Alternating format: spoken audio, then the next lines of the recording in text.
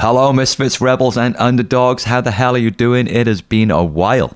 The apologies are all mine, of course, but you can rest assured it's not because I've been sitting around twiddling my thumbs doing nothing. I have been insanely busy with James Kennedy and the Underdogs and my second book, which is coming out in a matter of months, man. I've also got a pitch for a third book in the pipeline and working currently on new material for the band to be released next year. Since we last spoke, we've also secured a new booking agent for the UK and a separate booking agent for Europe as well. So 2025 is looking like it's going to be a good one.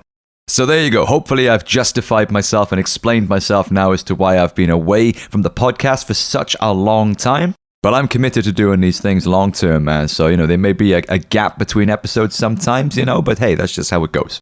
If you're hungry for more and more ain't coming fast enough for you, please do go back to the start and check out the other episodes because we've had some amazing guests on this thing. And if you don't want to miss it when I drop one of these bad boys, because I am so inconsistent with when I drop them these days, then please do subscribe and follow the podcast so that you get a notification when I land one of these things on you out of the blue.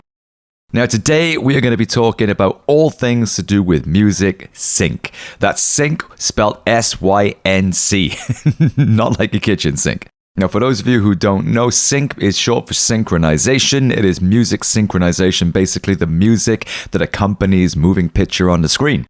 Whether that's in a movie or a TV show or an advert or a computer game or whatever it might be. Someone somewhere is responsible for filtering out all of the music in the world, and God knows there's a lot of it, and picking the perfect soundtrack that enriches the stories that enrich all of our lives. Getting a sync, as it's known, or a sync placement, is the holy grail of musicians and artists all over the world. Everybody wants to get that soundtrack. But the world of music sync is still one that is very much in the shadows. Most musicians don't know anything about how it works, how to get their music front and center to be considered for a placement, and who are the players involved in this mostly secretive and shadowy side of the industry. Well, we are blowing the lid on all of it today, and we're getting an insider to come in and do a deep dive and give you guys the lowdown on all things music sync from one of the best in the biz.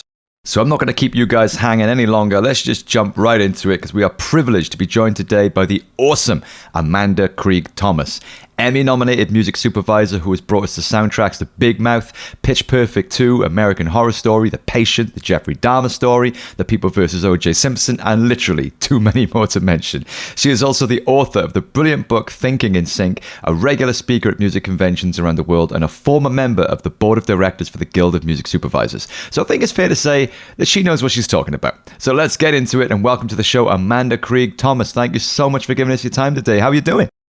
I'm so good. Thank you so much for having me, James. I appreciate it. I appreciate you giving us your time because I know you are super, super busy, crushing it on all of those projects and many more. So we're super thankful to have you today. For people who don't know, before we jump into the broader issues and stuff, what is music supervision? What is it you do for a living, essentially? Yeah, so it can be a lot of different things. So I sort of explain it like, I get hired by a film or a TV show to oversee all elements of music on that project. And that can be really anything from sort of what a lot of people think about, like, pitching songs for scenes, whether it's a big scene, like a montage or something in the background, coming up, working with the creators on ideas for those, doing all the clearances, obtaining the rights, doing it's a lot of paperwork and research involved in that process. But then it can really also include like planning for on-camera performances if there's a band playing or someone singing or someone quoting lyrics or any of that. And sometimes it also includes working with the composer, helping get them hired, helping, liaise with them and the director or the showrunner as needed, and just sort of helping that process along. And some projects it ends up being one or two of those things. Some projects it's kind of all of those things. But really anything that kind of falls under the umbrella of music on a particular project, a music supervisor is usually involved in some way or another. So every day is a little bit different. Every fire is a little bit different. But that's kind of what makes it fun most of the time. Well, it's a world that I think I should know more about, being, as I am an active musician for the past 20 years. And I've also placed quite a few syncs myself in, TV shows and adverts around the world and stuff like that. So you'd think I'd know more about it. But it's still very much a mystery what it is you guys get up to within the four walls that you work within. I imagine you in some kind of evil villain's cave, with some witch's cauldron or something, whipping up your black magic. It's not a part of the industry that's as visible as most of the other parts of the industry. So can you enlighten us? What is it you guys get up to on an average day? Yeah, I mean, that's pretty accurate. Like, it often feels like I am in a cave because I am most days I am just staring at my computer. I am sending email after email. But, on some days, where we receive a lot of emails from editors on various different projects saying, oh, we need a song for this montage. We need a song for this, we have a restaurant. It needs to be background and instrumental. So we're working on, some days we're working on searches like that, coming up with creative ideas.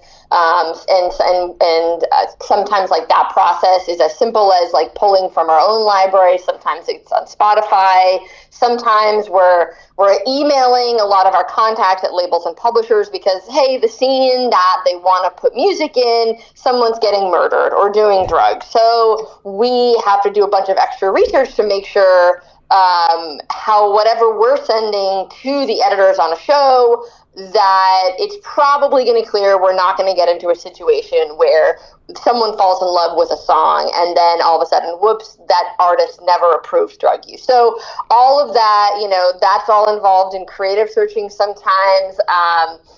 Other times we're working on some like tough clearances. So I'm getting emails from different labels and publishers going like, can you send us more information about this? Is this, or is this the best fee you can do? And we're going back and forth on that.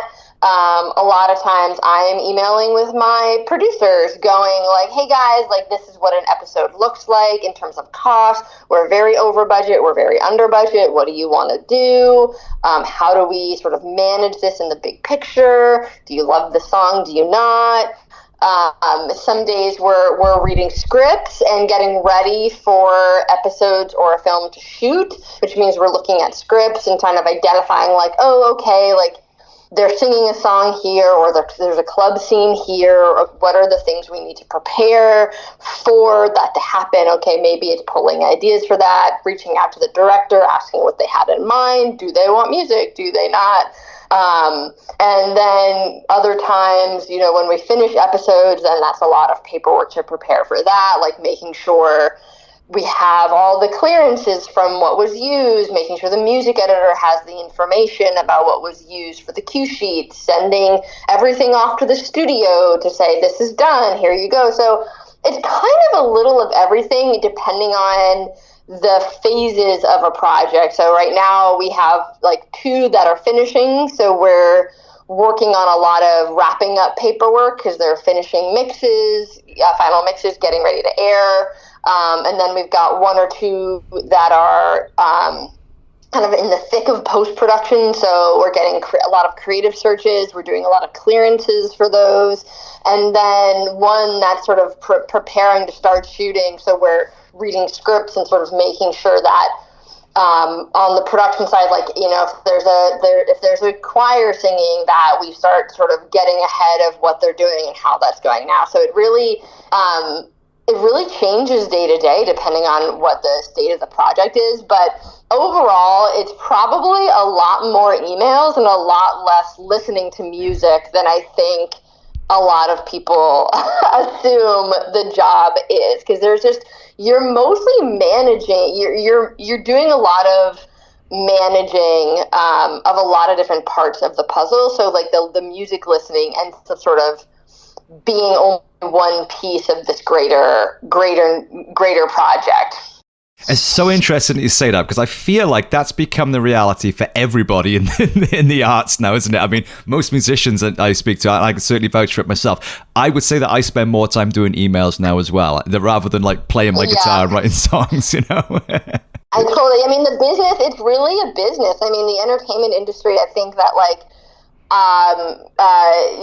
The people who tend to kind of thrive in it are the people that can do a little bit of both. Like they have a creative mindset and they love that part of it, but they also do have an understanding that there is a business side, and that part of it, whether it's like how to write an email or like, a specialized skill, like how to clear a song, like that they kind of go hand in hand, and you can't really forget about one. And honestly, sometimes almost like the business side and the more like strategic and like that side of things kind of ends up taking over more of my day. And like for me personally, and I think everyone might have a different answer to this, but for me, I think that skill set is really what has helped my career more than having good music taste or cool music taste. It's like knowing how to like work with difficult personalities, be a good team player, be solution oriented. Like those are really the skills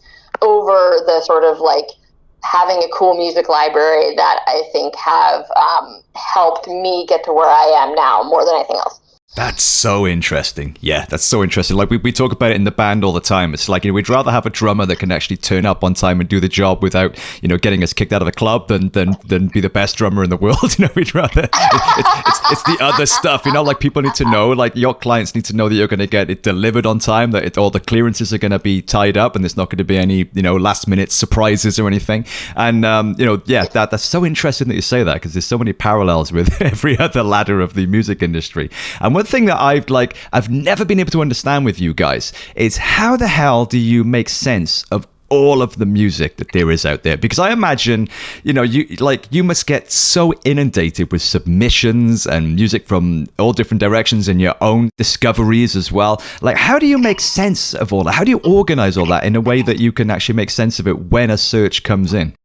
Oh my gosh. Well, I kind of don't. No, I mean, the nice thing is that, in doing this for as many years as I have, and worked on as many shows as I have, like, I find myself actually going back to past searches quite often. So, like, it's easier for me to, I have a Spotify, I listen to Spotify, I have an iTunes. It's like a little bit organized, but I am very meticulously organized when I am working on a show. So like when I have a creative need for a specific show, I might pull a bunch of ideas that are sort of way more than that show needs, but then I'm like, you know what? That same search or something similar to it could come up in 1 year, in 2 years, or tomorrow. And so I actually end up going back to a lot of past searches. And in terms of making sense of a lot of the music, like for me, the shows really help me focus it all. And so on my own, I like trying to kind of keep up with like some of what's new, some of what I see, come through. Like I just, you're right in that I get hundreds of emails, at least probably 100 emails a day of music, probably at least 2 emails every day of a brand new company or artist or manager saying, will you use my music? So it just really adds up to the point that like I kind of can't make sense of a lot of it. But if something feels specific and like, oh wow, like I've never seen someone have that before, I may not have time to listen to it, but I will save it. So like and then you just never know when that search will come up, like, oh, you need vintage Thai music from, whatever, that Thai pop music. And then I'm like, oh, you know what? I remember that one person sent me, and I have a folder that's like world music, and I will go back and search for that stuff. But in terms of just general listening, I've kind of given up. I've given up on listening to it all, on responding to it all, but I try to save emails as best I can. I end up going back through things we've done in the past and using that as a jumping off point for, maybe something new I'm working on. And for better and for worse, I end up working on, I mean, really for better, because I like it. I work on a lot of period set TV shows, so that kind of limits the pool in a way. So it helps me sort of not feel that pressure to know everything that's coming out in every genre, because, you know, this one show, it doesn't go past 1991. So I won't be using music from later than 91, or I won't be using music later than 2013. So like that helps me sort of prioritize and focus on what I am listening to, which I really like. I kind of love having those rules. I think if I was working on a show that's contemporary, I would kind of need to like find some rules to put on myself, or I would just get kind of overwhelmed. I can't imagine. Yeah, it must be insane, the amount of content that you must have to store away, not only on your computer, but in the back of your brain somewhere, of all the stuff that you've heard over the years. Because I know from my own experience. It's pretty crazy. Yeah. It's a lot.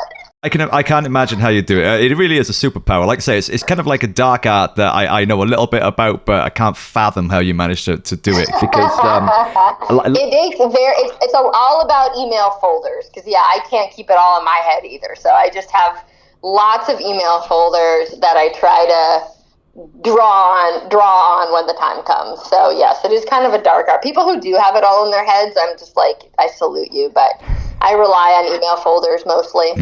Okay, that makes a lot of sense. Well, how about this? Riddle me this one. I'm dying to know what you make of this. Because when I was doing it, we used to have briefs that would come in, on a daily basis from sub-publishers around the world and stuff like that. And they're very specific. To anyone that hasn't seen one of these sync briefs, they can be very specific. And this one was for an advert, and it was set in the woods. They wanted something kind of earthy and preferably a banjo. They wanted the word love to feature in the chorus. They wanted it to change from major to minor. They wanted it a certain tempo, certain arrangement. Very, very detailed. And by the stroke of a miracle, I don't know how the hell it happened, I actually had that song. It was incredible. I was like, this is a gift from God. I've got this song. I've got this sync. So I sent it off. I was like, you're not going to believe this. This song ticks all of the boxes. And they didn't choose it. So what's happening there?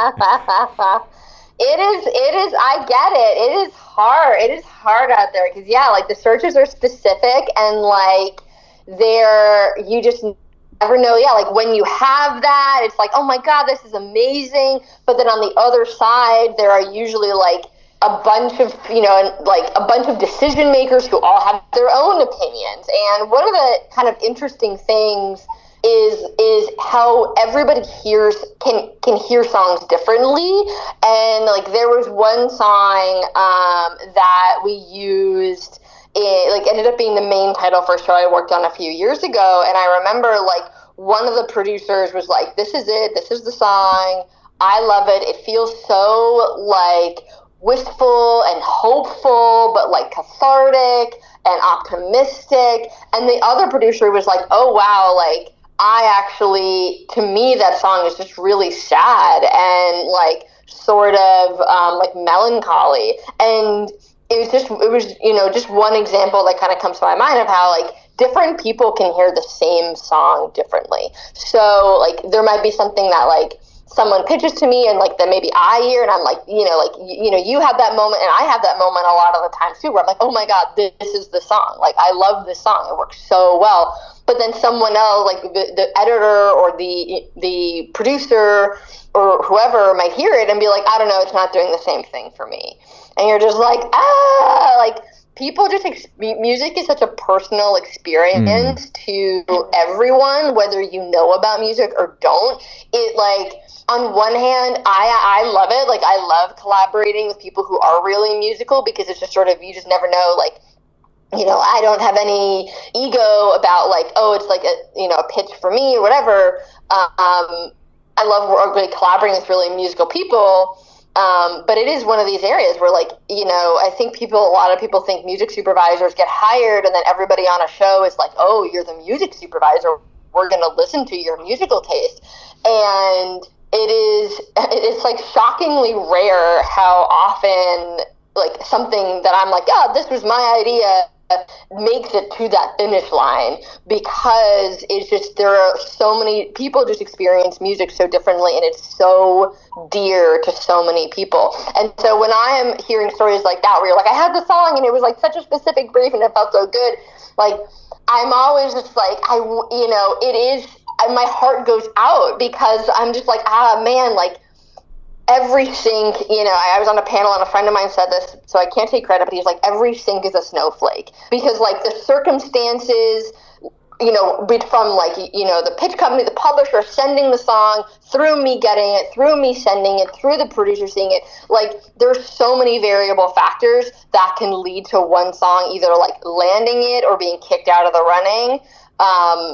And out of so many songs in the world, it is just like, every sync is a snowflake, and it is truly kind of like fatalist, I feel like, to say so. It's either like magical or fatalist to say so.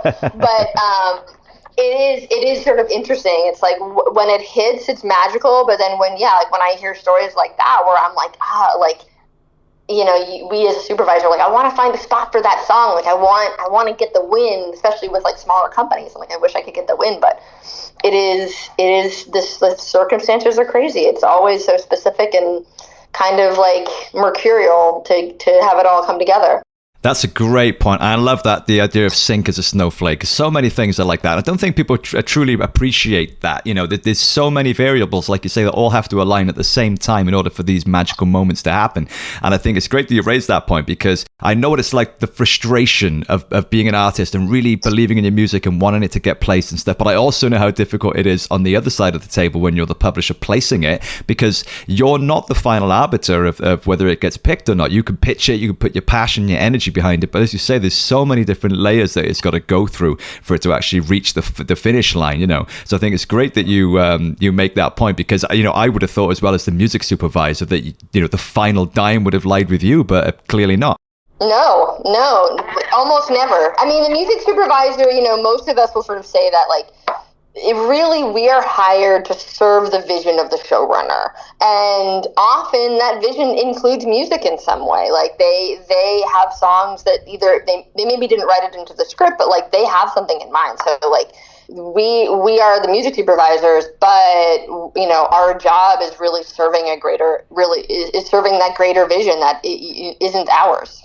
Yeah, that makes sense. That's a good point. And on that point then, do you think it's fair to say that because of that the music supervision and music sync part of the music industry is one of the few places, if not the only place within the music industry, that is in fact a true meritocracy? And I say that because if you've got a scene in a movie or an advert and Coldplay submit a song for it, but Coldplay's song doesn't really fit for the vision that you mentioned, but an unsigned band from the back end of Beyond song fits perfectly, then ultimately, the unsigned band that doesn't have any clout or exposure will get the placement because it serves that broader vision that you mentioned. So in that sense, any artist at any level has got the same chance of getting placed as some of the biggest bands on earth. Is that fair to say, or am I completely off with that? I mean, I think yes and no. I do think that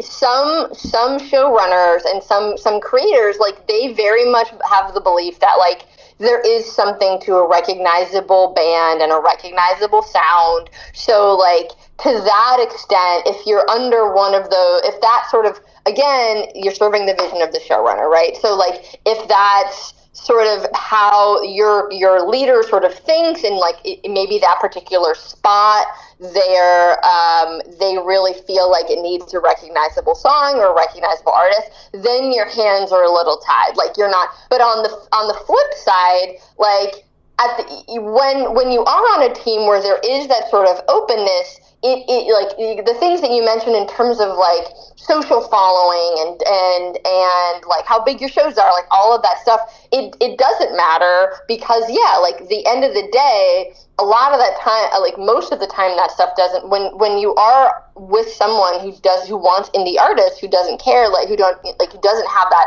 recognizable sort of directive.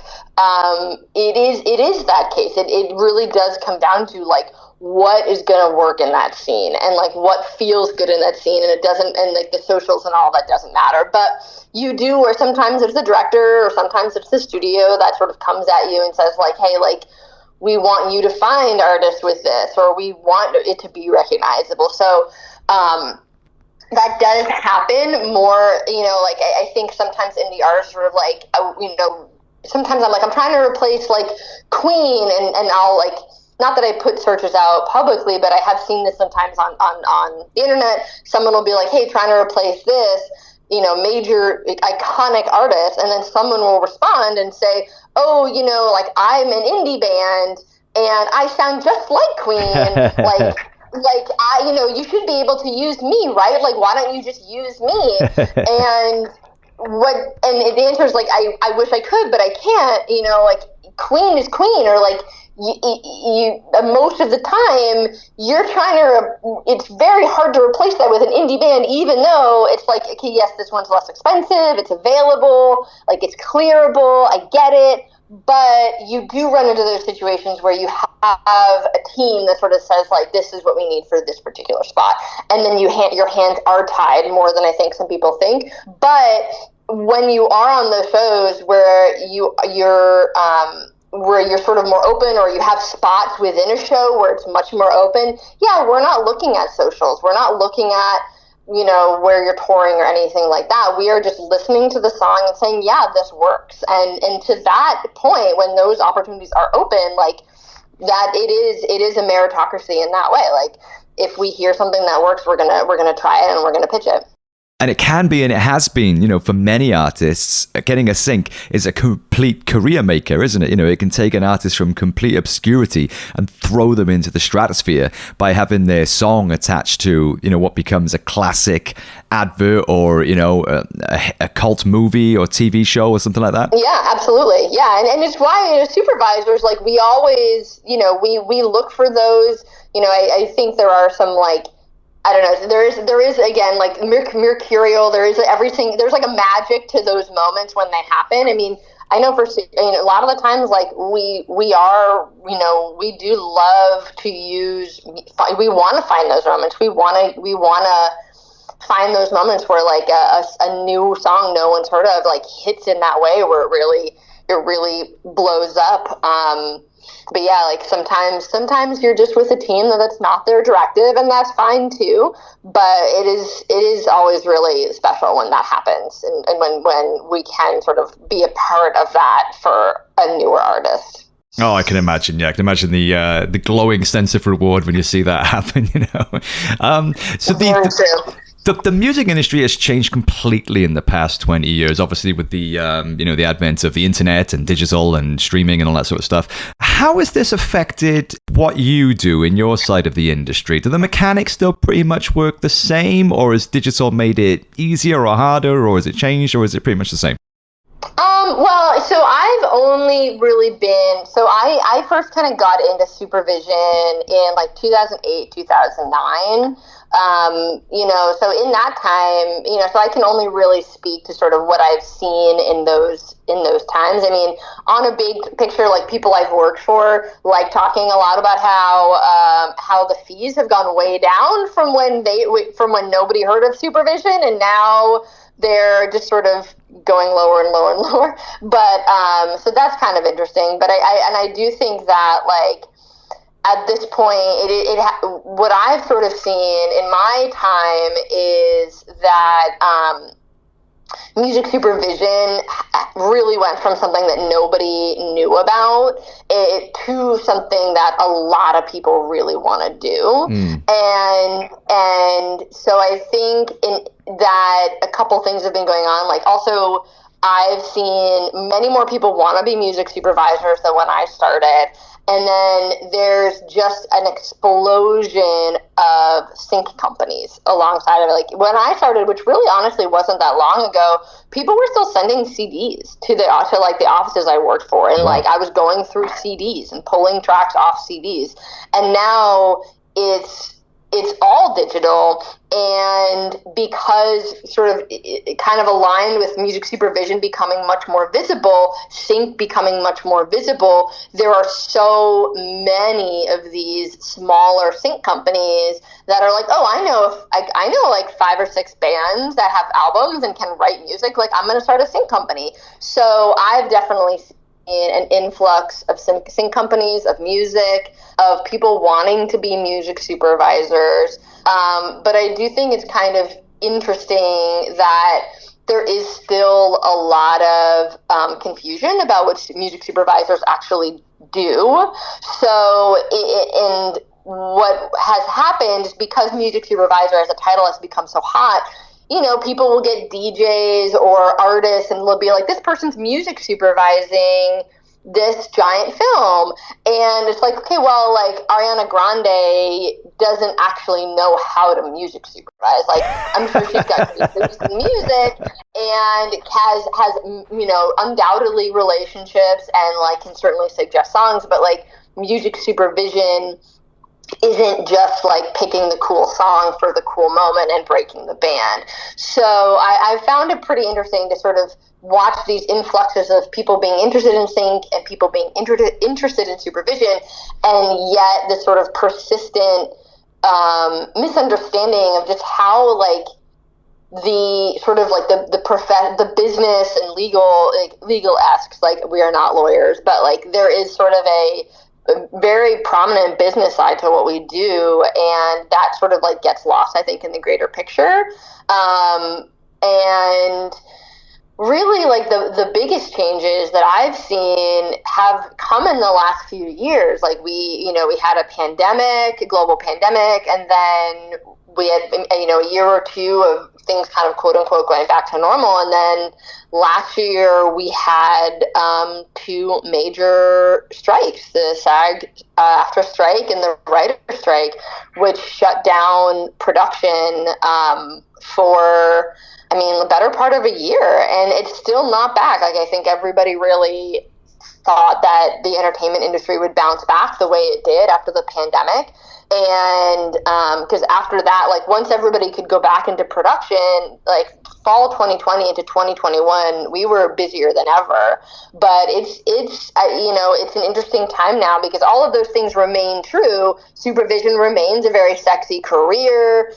Music remains, you know, very sexy on a PR level, but less and less content is where, you know, I hope it comes back the way it was. I feel very fortunate to have the projects that I have, but it's definitely like right now, the industry, there's a lot of like uncertainty about will it get back to where it was in terms of the content coming out. And all of my friends who work at like labels and publishers, they're sort of like, yeah, our overlords are like, isn't it back yet? Isn't it back? Where are all the syncs, guys? Like, where are all the placements? And they're having to report to their high-ups, like, it's just not back in the same way that it came back after the pandemic. So that's sort of, it's a, you know, it is a really interesting time right now for film, for TV, for, like, any jobs in film and TV. So that's kind of, like, the headline of, like, the long headline of sort of what I saw when I started versus sort of like what I've been seeing the past couple years. Well, you've done a hell of a lot since 2008, mate, I gotta say. you haven't been resting on your laurels. I'm very, very grateful to have had the trajectory I have had. So yes, it's been a busy time. Like, it feels like it's not that long, but then when I think back, I'm like, oh yeah, like we were burning CDs. I had to like mail mix CDs to set across the country and like UPS them on a Saturday, and I had to learn that UPS didn't deliver on Saturdays in 2008, and So yeah, that was all part of it, but it really wasn't that long ago. I guess it feels like 100 years. Yeah, no, it's not that long ago at all, man. And just look how much has changed. Look how much the terrain has changed in that time. I mean, streaming is the deal now. We're all doing it, but that didn't exist back then, and that wasn't that long ago, you know. No, streaming was not a thing. DVDs. It was all DVDs. Right. Well, I'm assuming that the advent of Netflix and Amazon, and it must be a safe job for you guys, because there's so much content coming out now, and there's so many different streaming platforms, and they're all creating their own content. I would have thought that you guys would be pretty safe for work for the foreseeable future, I think, in an industry, and more broadly speaking, the music industry, which is very uncertain in a lot of ways. This is one area, I think, which is probably safe for a while. Do you think that's safe to say? I mean, gosh, it's hard to say right now, because all of those big companies, like, I think it did, especially like 2021, 2022, we were seeing big booms, and like, you know, a couple ways those like the big streaming companies really changed things is that, like, prior to Netflix and Amazon and the streamers, there used to be like pilot seasons and summers would be slower. But once those really took off and content really took off, like, everyone is just busy year round, which is really great in many ways. Less great in that, like, vacations are nice sometimes, but now some of those companies are slowing down a little bit. Like, Netflix is a great example. I think that, like, there was a really big boom, and then now following the strikes, like, everybody, I think that the hope is that, like, it's like all of those companies, it's like more of a rebuilding era, but it has been interesting because, like, there is still going to be a lot of content. Like, there are so many streamers, people always want content, but it feels like it is changing in the sense that, like, Netflix in particular, I think, was really just outputting so much, and then they started canceling shows after one season. And so, that's the trick about being freelance, is that, like, it's especially on TV, like, it's great to work on a season, but then what if it gets canceled? Or, like, 2 years ago, I was so busy, but I felt like we were working on all these limited. Now, once we finished, I was like, oh wow, all of these are limited series. So that's one and done, 10 episodes, and that's it.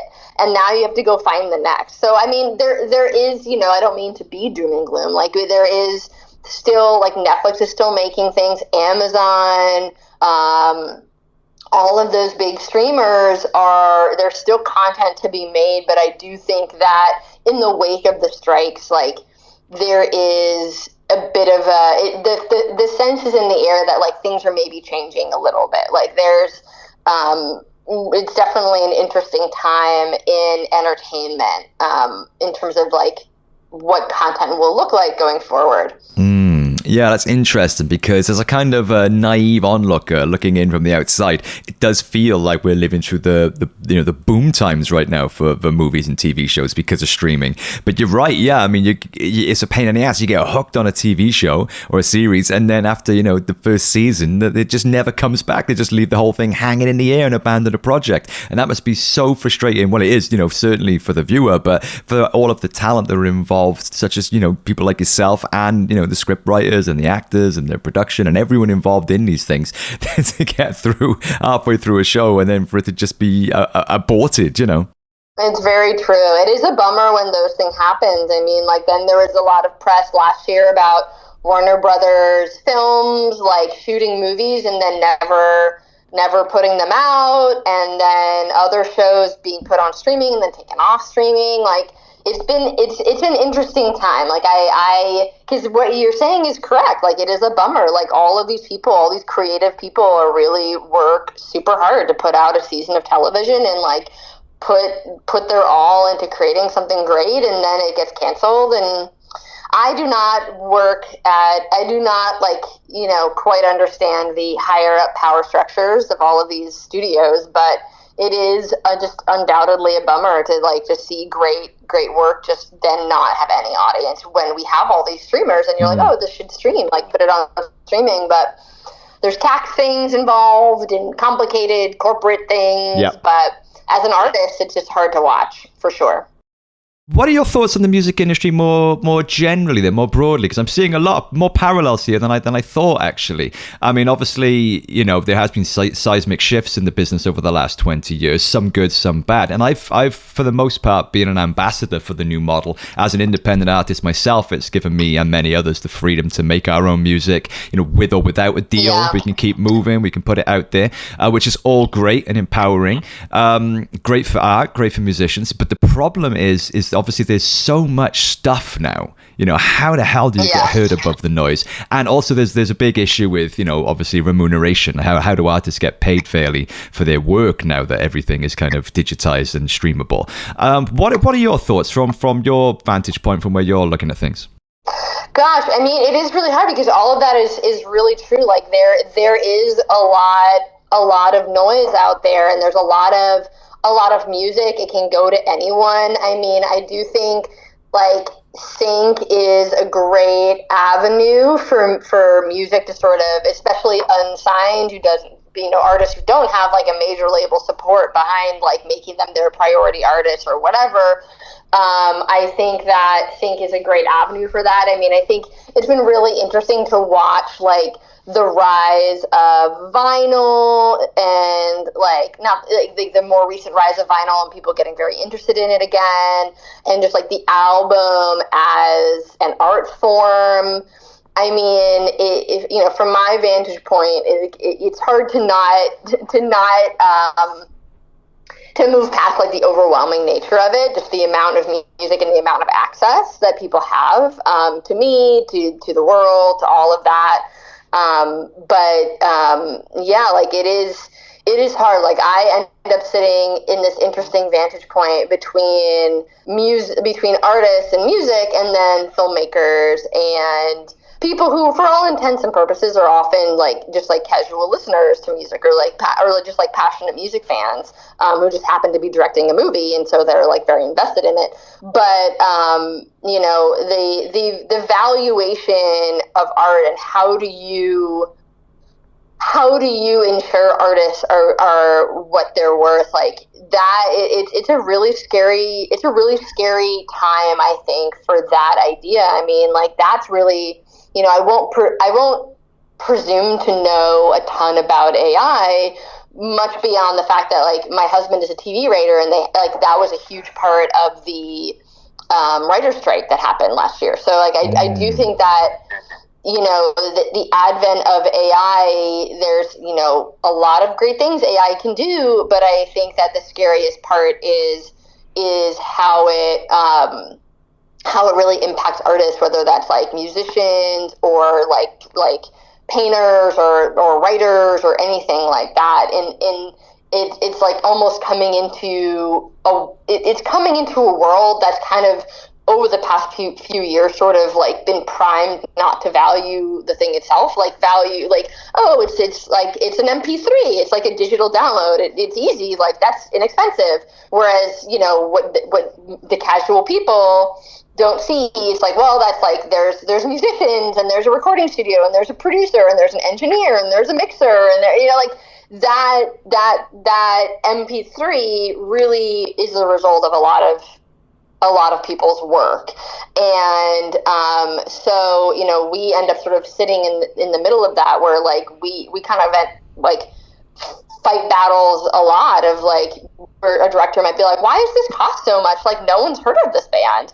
And we're like, well, like, you know, they should really, you know, that doesn't matter that no one's heard of them. Like, they should still get, like, this track still cost money to make, and like we should really pay them something, and not nothing. And so, you know, it's hard to know where it's going, but it's, for me, you know, and I don't feel like nearly educated enough to make guesses on what that direction is, but I do sort of see enough that it's like it is a scary thing, and it's something that like I sort of like think about a lot. Is like, how do we continue to value art the way that should be valued, and whether that's like music or art or writing or whatever it is, like that's kind of where the battlefront is right now, and AI is not making it easier.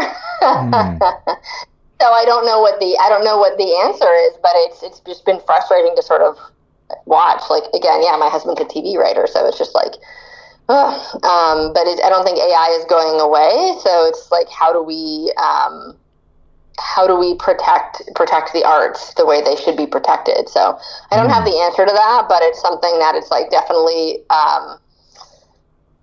top of mind. So yeah. Let me know when you find an answer. yeah. No, it's fascinating hearing your insight on your side of it as well, you know, because as you say, there aren't really any answers. I don't think we just don't know, do we? I mean, because everything is so centered around technology now, and that advances by the minute, you know. As soon as you've learned one thing, it's changed again. So it's like, it's very difficult to know. But I mean, we are in interesting times. I think, you know, a change probably is on the horizon, and I think you're right to bring up AI. I wasn't sure whether to open that Pandora's box, because we still don't know what form that's going to take yet, do we? But I think it's clearly going to be, you know, a main driver of the future. But I do, for someone that is generally quite a cynical, nihilistic, miserable bastard myself, I do actually have... You don't sound nihilistic at all. You sound very optimistic. Oh, really? Or at least very thoughtful. I feel like I'm over here being the like fatalist, like, well, like content is dying and AI is devaluing art, and you know, like, let's battle for the souls of artists. So in comparison, you're positively, you're positively optimistic over here. I think it's probably just because I've just finished writing my second book. I just handed it to the publisher a few months ago, and I do about a 50-page chapter where I'm just ranting about AI. So I feel a bit more relaxed about it now. I've got it out of my system. Exactly, yeah. So I feel a bit more casual about it now. But I feel like, maybe going through that process helped me to process a little bit of it, in the sense that I do ultimately have faith in people's love of music. I don't think that anything can stop that. You know, I think there's always going to be music, and I think we'll always find new ways. I mean, even in the lockdown when we physically couldn't perform, and musicians were going without, you know, their only revenue stream for most artists, you know, we found other ways. We hit to live streaming, or whatever the means were. We found a way to keep making it happen, because it's like a life source, isn't it? People need it. You know, we need to play it, and people need to hear it. So I think you're right. I think there are a lot of quite scary challenges on the horizon that will take a while to figure out. But I think ultimately, I think music will probably prevail in some form. I hope, anyway. Yeah, I mean, I do too. And I mean, I think art will prevail. I think, to your point, that, like, you know, there are things that people need to do, and then there are things that people need to consume. And I think that there will be a world where art will prevail in some way. It's just a matter of, like, what are the ways that, like, maybe it is, like, you know, the vinyl, like, live music will have a new resurgence, because, like, that, you know, like, I mean, yes, you can probably figure out an AI, there's holograms, like, whatever, but I do think that there is like an experience part of that, like, technology can only go so far in creating, and it'll just be really interesting to see, like, you know, it's always been interesting to me, being in an artistic field, like, so many people want to be in the arts, and I think for me, I'm always just wondering, like, how sustainable is that long term for people to be in, as, like, viable, like, have a house, have kids, like, you know, like, that, you know, it's like, I think art will prevail, and I think that, like, people will, you know, people will make lives out of it, but how many people will make lives? I don't know. I think about it a lot as in my field, watching the entertainment industry sort of doing this contracting thing that it seems to be doing right now, hoping it kind of goes to an expansion period, but then also just sort of, like, you know, I do have kids and a house and a husband, and I'm just like, I can't, you know, live the way I lived at age 24, to, like, spend all my time hustling in the way that I did at that age. So it's like, I think art will prevail, and I hope that it can be a viable living for as many people as possible, if that makes sense. 100%. Yeah, no, it's a great point. And I feel like there's a whole conversation here that could make another episode of the podcast, because, I totally share all of your thoughts. And obviously, as an artist, a working artist myself, I think about those things all of the time as well. It's like, man, how much longer can I be doing this? You know what I mean? Yeah. Well, let's move away from the scary stuff then. Speaking of writing books, you're also a published author yourself. You wrote the brilliant Thinking in Sync, which is available from Amazon, and which covers a ton of really, really useful stuff for artists and content creators that are interested in the side of the industry that you work in. It's a brilliant book, which I will put the link to in the show notes so people can go straight there and check it out. How did you find the process of writing? I wrote it, I put it out in 2019, kind of right before my son was born, my first child, and I'd started it even a few years before that. And I mean, to the point we've been talking about, like, so many people are interested in sync and pitching music and all of that. So, we find, my peers, we find a lot of the same mistakes. People do the same things. They whether they're just trying to get noticed or whether they're people we work with kind of forgetting about instrumentals or not including metadata or like any of those things. It's such an influx. You start seeing the same mistakes over and over, and like, I just don't have time. So for me, it was kind of cathartic in the process of writing it, because it was like all the things that either we get asked that on panels or that we just see and we can't respond to everybody, even a fraction of the people, saying like, I'm sorry, but like, who are you? What do you have? Like, is this a finished song? Is this demo? All of that. So it was sort of, for me, like, trying to just write out all the things that frustrate me on a day-to-day basis. So, and then trying to figure out how to position it so it was actually sort of helpful and like, and not like in the most, I guess, really thinking about how to position all of that in like the most helpful way, which for me was to be like, oh, if you understood just how fast some of our track turnarounds are, like when an editor needs something, then you would know why we're asking you to have the instrumental ready, have information on like if you're a publisher, who has the recording, like. If someone understood really like how we did our jobs, hopefully that will help them kind of position themselves in a way that makes it sort of easier for us. Because that's kind of what it's about. Like we kind of, there's so many people in the world who want to pitch their songs to supervisors. We're going to go with the people who make our lives the easiest, frankly. And so it's kind of saying that and then sort of explaining why. And so I'm glad that it seems to like resonate with people, and it has actually been really helpful. But yeah, it was cathartic for me in a way, and then now I have something to be like, you want to know how to get music into like on someone's radar, like, here it is. I did it. I wrote a thing. I put it all in writing. Hopefully it's helpful. Brilliant. Yeah. No, well, amen to that. And yeah, thank you for doing it, because yeah, there is a lot of mystique around what you do for a living. So I think that's probably like you've done your community a service there as well by making a lot of your peers' life a lot easier, and hopefully for the musicians that are going to read it, make the pathway to you guys a little bit clearer as well. Do you think you'll write another one? Does another one needed? Has anything changed significantly since the last one came out?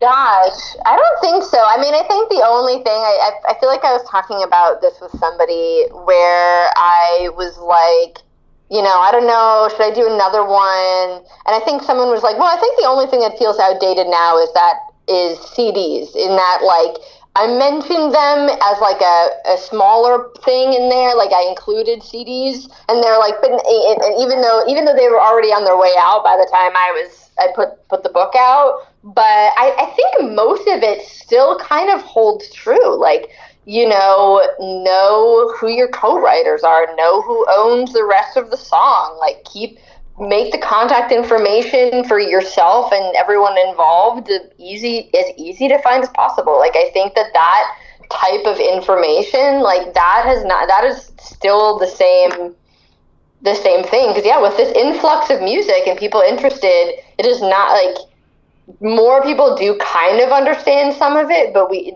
I'm still seeing all the same mistakes. So I do think all of the information is pretty much still accurate, except, how to format CDs, since who sends CDs anymore? No one. Well, that must be super frustrating. It's like, guys, I put this in a book. Like, come on, I've done the hard work for you. Like, I'm like, I get it. I totally get it. But I'm like, I have put my thoughts into a book. They are out in the world. And we have a company blog also that, like, I don't write on very frequently, but I used to. And I used to have a separate blog before I started my company. And I, like, migrated a lot of the, like, industry related articles over. So I'm like, of all supervisors, I have put out resources on my website. There's a book, like, it's all out there to be read. And, like, I certainly don't want to say if you read it, I guarantee success, but, like, there is something, like, it's going to help. Yeah. There is information out there to, I feel like there's less mystique around me than there might be around some other people, but I do think that what I've put out in the world, a lot of the times, actually, before I post things, I will run it by some of my peers to be like, am I way off base? Do you agree? Like, not like a listserv, but I do try to make sure that, if I say something, whatever I'm putting out, like, there's at least buy-in from other supervisors that I'm friends with, and it's a very close-knit community. So I do try to, it is a bit of a community service, trying to put out all the stuff that we have. Oh, well, good for you for doing it, man. And so before we come to the end, like I say, I'm conscious of keeping you too long, so I know you're busy. It's the inevitable question that I know you get asked 1,000 times, so I'm sure you've got an answer for this one up your sleeve already. And it kind of segues in from what you were just saying about the book and the information you put in there for musicians. So for the musicians listening, what are the key takeaways? What are the main things you would say to any musicians listening? A little bits of advice to help them in their path to getting the coveted holy grail of a sync. Oh my gosh. Every sync is a snowflake, like I said earlier. Like, it really is, really takes a sort of confluence of things to occur for something to land, even like a background spot. Like, there are so many people involved in it, and people's tastes that, like, I think a lot of people sort of don't really realize that. I will also say, like, there is so much music being sent to supervisors.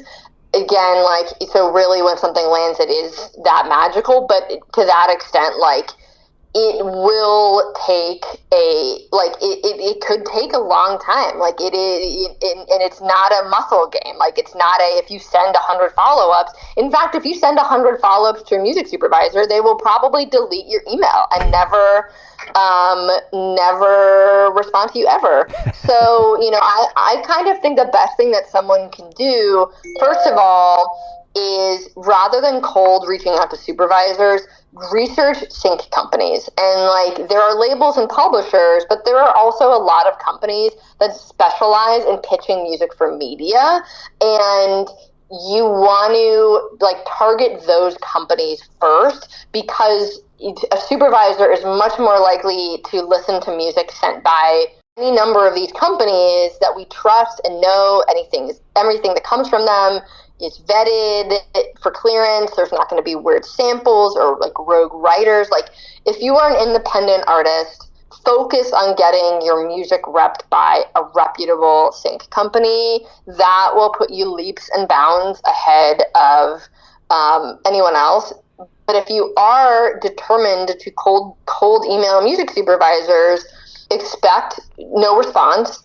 And so in your email, be very clear, like, who you are, what your deal is. Like, I'm an artist, I rep these, like, I can confirm I have 100% master on publishing. This music is kind of indie rock, it's this, any sort of unique thing about your music, and make that email searchable, like, put searchable terms in it. Because someone may not listen to it right away. Like, I never listen. I very rarely listen to it, but if someone writes an email that sort of states that they understand the business side of it, so the songs will clear, and B, that they kind of describe what their sound is, like, I will save it in case something comes up. Is it one stop? Is it rock? I don't need articles about your press or whatever, although it can't hurt.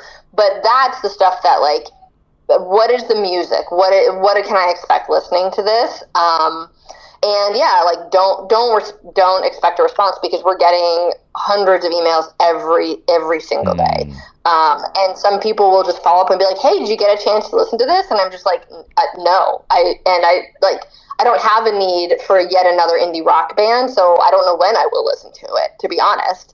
So that's just, is so patience. The last thing, and I think I started with that, is that, like, every sync is a snowflake, and it's just sort of like, you just never know what will hit. So it's just really more about being prepared for when it does. So, like, no one's, like, hitting you up out of the blue in 2 years, and you're like, oh shoot, like, I don't know who co-wrote this. I don't know where the label is. Like, I don't know who to talk to. Then the chance is blown. Like, being ready is like, just put things out, and then be ready. And then it's just patience. Like, that's sort of my very short but also long advice to artists.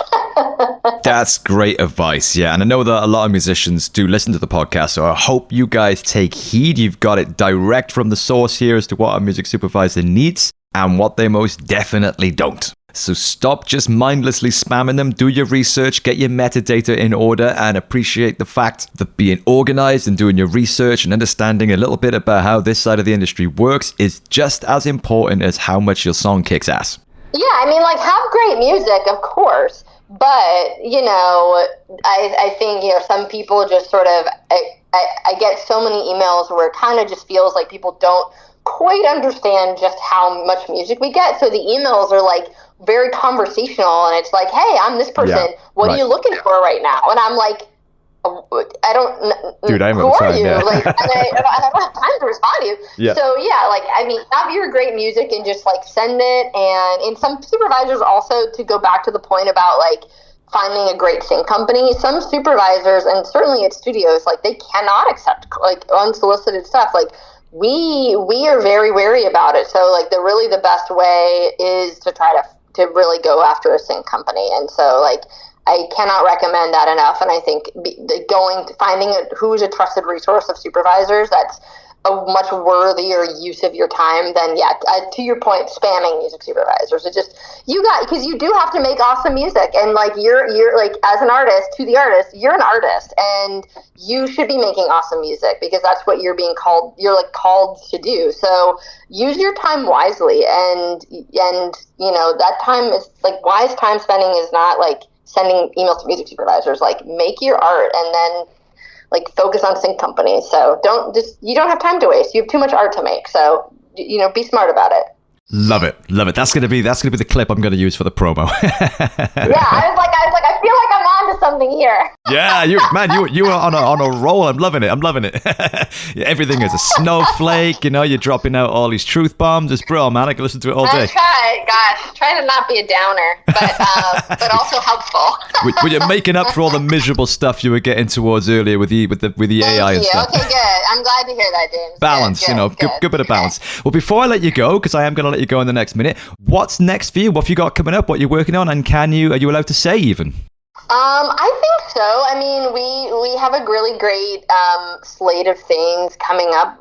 We work a lot with Ryan Murphy Television, who I've been very, very fortunate to work with for the past, I think, like 5 or 6 years now. And so, right now we have American Horror Story airing. We coming up the remaining episodes of American Horror Stories. We are working on a new anthology series for FX called American Sports Story Gladiator, about Aaron Hernandez. and we're working on the new season of Monster, which is an anthology. The Jeffery Dahmer Story was the first one for Netflix, and the new season is going to be about the Menendez brothers. So we're working on that. And then we have 911 airing on ABC, and 911 Lone Star about to start airing in the next couple months. So we're and then Big Mouth. I can't forget Big Mouth. So that new season, the last season, we're working on that now. It won't come out until next year. But it's really incredible as well. So we feel like there's a lot going on. But yeah, like a lot of stuff won't be coming out till later in the year, but we are in the thick of it now. Well, in that case, I think that's a perfect place for me to bow out and let you get on with your super busy schedule and your important work and doing what you do best. But Amanda, thank you so much for taking time out to speak with us today. It's been really interesting, really insightful, and really informative. And I know that all the musicians listening to this are going to be really grateful for you being so generous with the insights into how your side of the industry works. And we all appreciate you, man. So thanks again for stopping by, and best wishes with everything you've got coming up. Long may you continue to prosper and thrive. Thank you so much. I really appreciate you having me, James. It was great talking. Hopefully, I always want to try to help artists understand what we do a little more so we can help them have great careers as well. So it's great chatting, and hope to talk to you soon. 100%, man. Now, like I said, we appreciate you for being, one of the few people on your side of the industry that actually invites us artists backstage to have a little look at how, your side of the industry works and to demystify it and to involve us a little bit. So thank you so much for everything you do. Not only being one of the most badass music supervisors in the game, but for being so generous with your insights and knowledge as well. So thank you so much. I will let you get on with it. Have an awesome day, and we'll catch you soon. Thank you, Amanda. Bye. Bye-bye. Give it up for Amanda Krieg Thomas, music supervisor extraordinaire. What an awesome human. To be so open and so generous with the insights of how her industry works. It's so beneficial for artists because there's so much mystery around the sync game. Like, I've been kicking around a long time in this industry now, and I didn't know half that stuff. So, as you know, what I love about this podcast is when you get guests on who are willing to be that open and honest and so giving with information that will benefit us in the artistic community, and hopefully just make interesting, insightful listening for the rest of you. Unlike the rest of the guests that I have in this podcast, I am not going to shout out any links to Amanda's socials because I do not want her to get absolutely inundated and bombarded and harassed by all of the musicians listening sending her their demos.